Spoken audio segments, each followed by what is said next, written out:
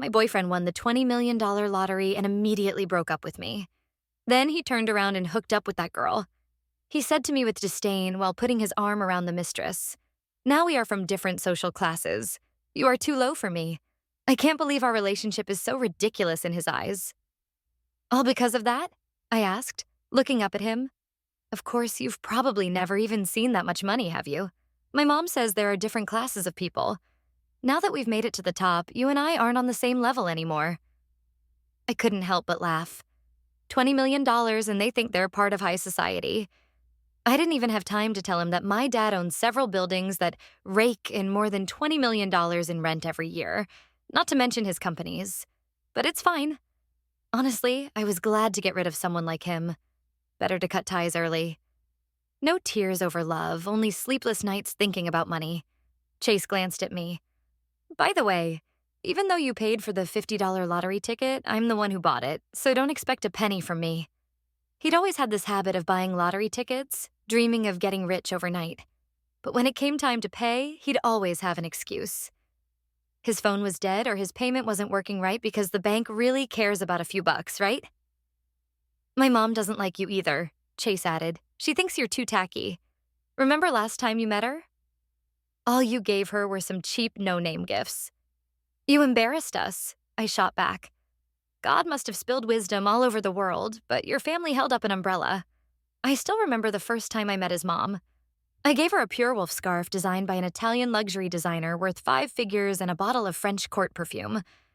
Now it's apparently a cheap no-name gift to them, like a catfish splashing water, suddenly thinking it's seafood." He continued, "I won't argue with you because I'm an elite. Way. But since we're breaking up, let's settle things.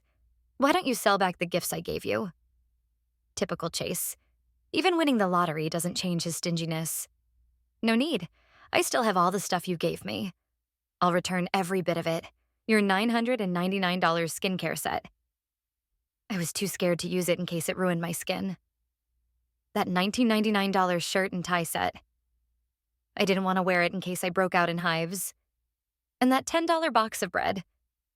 I was worried it'd make me sick, and even the medical bills wouldn't cover it.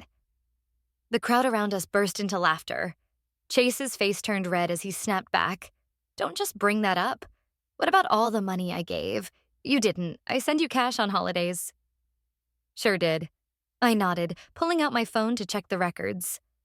Valentine's Day, $520. 4th of July, $660. Christmas. "You're so thoughtful, so generous." I laughed. "Even my cousin in elementary school gives me more than that. I used to think he was so sweet and attentive that I didn't care about the little things. But now, looking back, I must have had water on the brain. Enough to fill the entire Lake Michigan." Chase puffed out his chest. "That was the past. Things are different now. I've won $20 million, I can buy whatever I want, and you no longer deserve to be with me." I nodded. "All right then. In that case, why don't you return the gifts I gave you?" Chase laughed. "The stuff you gave me. It's all knockoffs, isn't it? How much could it be worth?" Chase grew up poor. His dad passed away early, and he and his mom depended on each other to protect his fragile ego. I always cut the tags off the gifts I gave him, and they didn't have any flashy logos. "A belt you're wearing. Gucci limited edition, $10,000. Those shoes. C brand, $15,000. That jacket? Also C brand, $30,000 inch." I listed them off one by one. Chase's face fell. "You think I'm an idiot? You couldn't afford the real thing. You must have just bought some knockoffs to fool me, right?" Because he couldn't tell real from fake. I pulled out my phone. "Here's the purchase history and receipts. If you don't believe me, check with the store." "And the scarf and perfume I gave your mom?" "They weren't any cheaper than the stuff I gave you, but I'll let that go. Just give me $100,000 for everything else I've gifted you." In reality, I'd spent over $200,000 on him over the years, but if he gave me $200,000, his mom would probably make my life a nightmare. Chase gritted his teeth. "Who knows if what you gave me was real or fake? Let's call it $50,000. I'll give you $10,000 now and the rest once I cash in the lottery." Fine by me, even though it's a drop in the bucket compared to my bank balance. Who says no to more money? After receiving the $10,000 in my account, I stood up and said to Chase, "Thanks, Chase. That's the first time you've been so generous." He looked pained but still spat back. "Good. Don't ever come looking for me again, loser. And don't ever try to contact me. I'm afraid your bad luck will mess up my fortune." I nodded vigorously, making sure he saw me agree. After Chase left, I told my driver to bring my Bentley around from the garage. I'm done pretending. That night, Chase posted on Instagram. There were 2 photos, one of the lottery ticket and another of him taking a selfie. At the Maserati dealership, the caption read, "Just focus on 2 things, working hard and loving yourself. Luck will follow you if you smile enough." Smiling face with smiling eyes. I almost gagged on my dinner. As I was about to delete him, something about that lottery ticket caught my eye. The numbers weren't fully shown, but the draw number was clear 381, but the winning numbers for draw 381 didn't match those. I quickly looked up the results online and realized Chase had mistaken the previous draw's numbers as the winning ones for his ticket.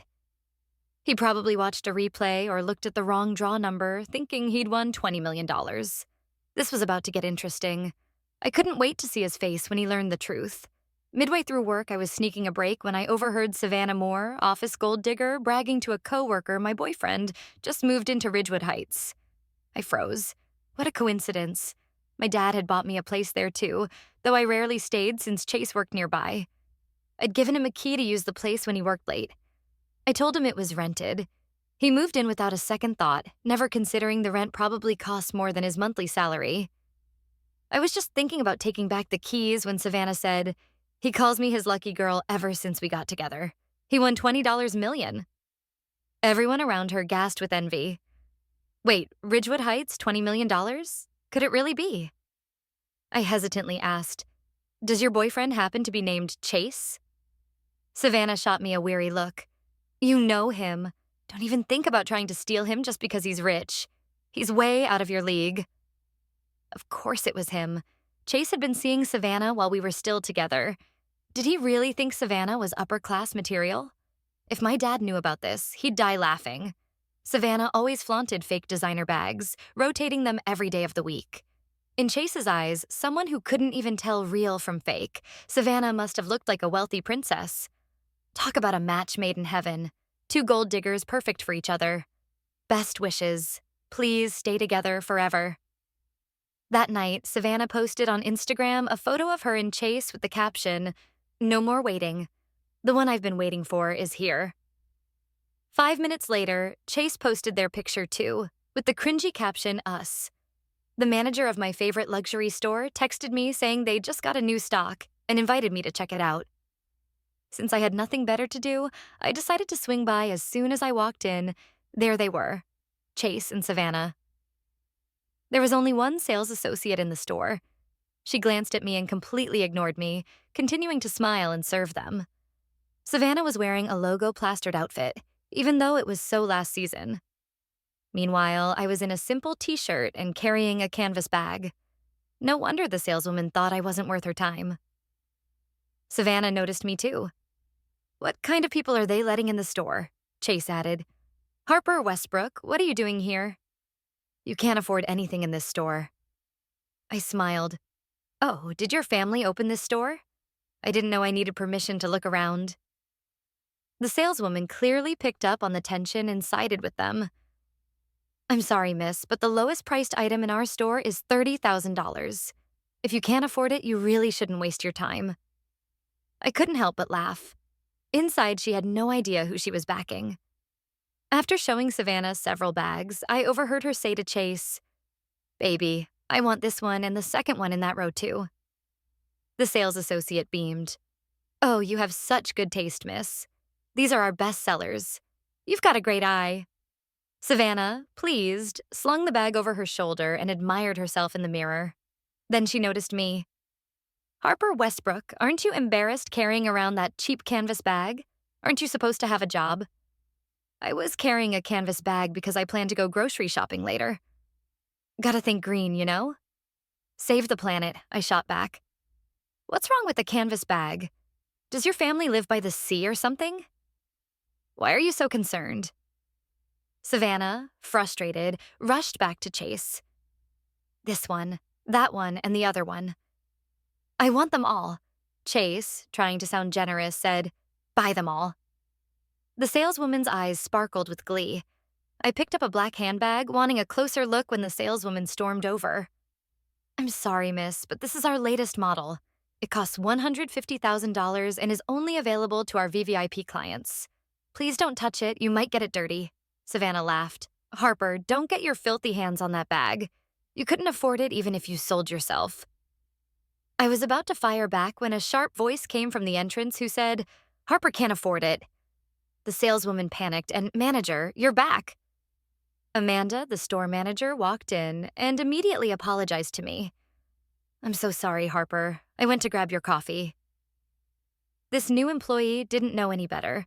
She turned to the saleswoman and added, Harper is one of our VVIP clients. She gets first pick of all new stock. Only after she passes on something can we offer it to other customers. Saleswoman's face went pale and she hurriedly apologized. Chase's face turned red. You must be mistaken. Harper is just a regular office worker. How could she be one of your VIPs? Don't let her fool you. The threshold for being a VVIP at this store is spending over $1 million annually. The manager glared at Chase and Savannah. I'm sorry, but I'll have to ask you two to leave. We're closing the store for Harper. Savannah huffed. I wouldn't shop here anyway. My boyfriend has plenty of money. He can buy me anything I want from any store. You're all fools for falling for some poor girl's tricks. She grabbed Chase and stormed out. I turned to Amanda and said, I'll take the entire row of bags. Wrap them up for me. 6. The next day at work, Savannah strutted around the office showing off a new handbag. She made sure everyone noticed, circling the room several times. It wasn't cheap. Probably around $1.50. 000. I guess Chase wasn't completely stingy. I just wasn't worth his effort. Oh, this is the bag my boyfriend insisted on buying me, Savannah said. I didn't even want it, but he just had to get it for me. Your boyfriend treats you so well. When will I get a sweet romance like that? Coworker B? Well, Savannah is gorgeous, and she comes from a good family. Of course her boyfriend would be amazing. It's all relative. Bingo. Broke guy and a gold digger. A perfect match. Savannah walked over to me and said, You can tell how much a man loves a woman by how much he's willing to spend on her. Chase told me he never spent much on you when you two were together. Oh, sad. She wasn't wrong.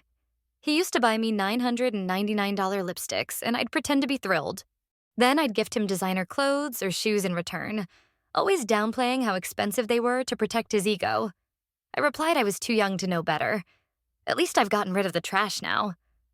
Speaking of trash, what brand of garbage bag are you? You seem to carry a lot. Savannah's face darkened. You're just bitter because you couldn't keep Chasey said. You two aren't even in the same league. Turns out he was right. That weekend, I called a cleaning service to go to Ridgewood Heights and throw out everything Chase had touched. The thought of him using my stuff made my skin crawl. Whoa, when I got to the building, I tried to use the facial recognition system to unlock the door, but it kept saying face not recognized. I was still thinking about this when a familiar voice suddenly came from behind me.